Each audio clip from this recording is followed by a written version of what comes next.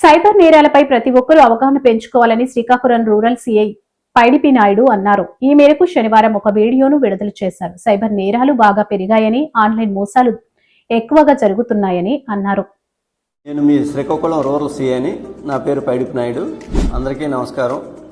ముఖ్యంగా మామూలుగా జరిగిన దొంగతనాల కంటే ఈ సైబర్ క్రైమ్లో ఎక్కువ నేరాలు జరుగుతున్నాయి, డబ్బులు కూడా ఎక్కువ పోతున్నాయి.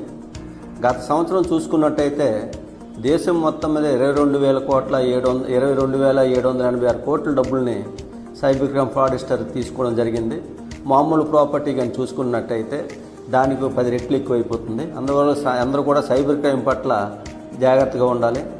ఏ వ్యక్తి అయినా నీ కూతుర్ని అరెస్ట్ చేశాము, నీకు అన్యాయంగా నీ అకౌంట్లో డబ్బులు పడుతున్నాయి, మిమ్మల్ని డిజిటల్ అరెస్ట్ చేయాలి, మీ కూతుర్ని అరెస్ట్ చేస్తాను, కేసు కడతాను అని చెప్పి ఏ వ్యక్తి నుండి అయినా వాట్సాప్లో కానీ ఇన్స్టాగ్రామ్లో కానీ ఏదైనా ఫోన్ వచ్చినట్లయితే అట్టి కాల్ని నమ్మొద్దు. ఎట్టి పరిస్థితుల్లో కూడా డిజిటల్ అరెస్టులు అనేవి లేవు.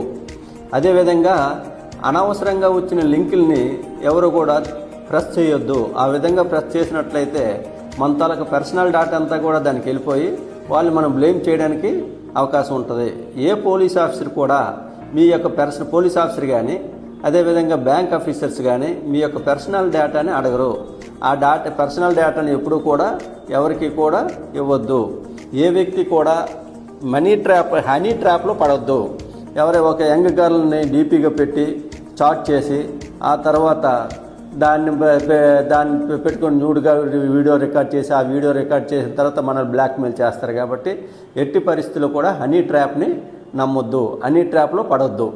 అందువల్ల ప్రజలందరికీ మా పోలీసు వార్తలకు విజ్ఞప్తి ఏంటంటే ఎట్టి పరిస్థితిలో కూడా సైబర్ క్రైమ్ బారిన పడవద్దు. ఒకవేళ పొరపాటున సైబర్ క్రైమ్ బారి పడినా 1930 కాల్ చేయండి. కాల్ చేసినట్లయితే దాని మీద మీకు డబ్బులు కానీ పోయినట్లయితే దాన్ని జప్తు చేయడం ఇమీడియట్గా జప్తు చేయడం జరుగుతుంది. ఆ విధంగా మనకు కొంత న్యాయం జరగడానికి అవకాశం ఉంటుంది.